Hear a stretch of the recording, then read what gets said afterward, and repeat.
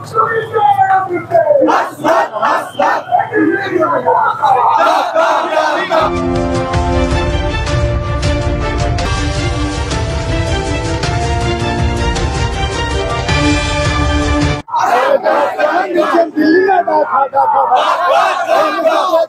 আজকে আমাদের জুলাই বিপ্লবের অন্যতম মহানায়ক আস্তান ভাইয়ের উপর যে অতর্কিত ছাত্রলীগদের হামলা হয়েছে এর তাৎক্ষণিক প্রতিবাদে আপনারা এসেছেন।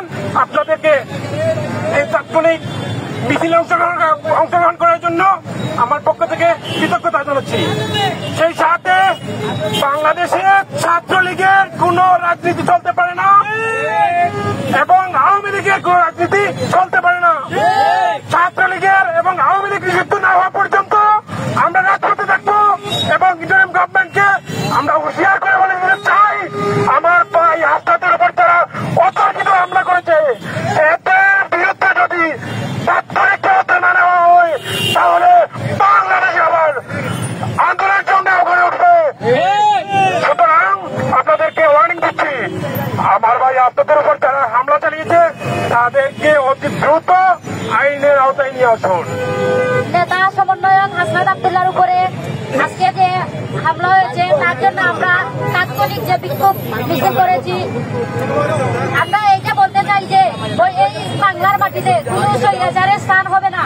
যে বা যারা এরকম অপচেষ্টা চালিয়েছে তাদেরকে খুব দ্রুত ধরে আইনের আওতায় আনতে হবে এবং আমাদের ভাইদের পাশাপাশি আমরা বোনেরাও রক্ষা কবচ হিসেবে আছি এবং মাঠে ইনশাল্লাহ থাকবো।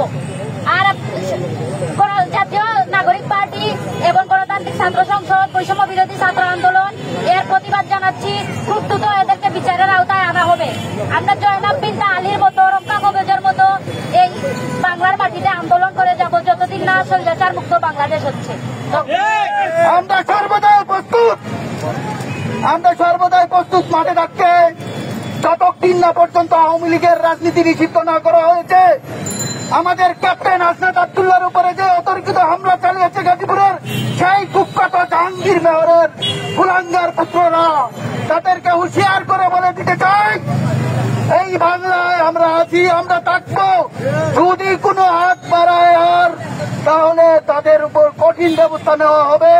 আর প্রশাসনের দায়িত্বে আমি বলবো দ্রুত এদেরকে গ্রেফতার করুন এবং আইনের আওতায় আনুন। এই বলে আমার বক্তব্য এখানে শেষ করছি। আসসালামু আলাইকুম।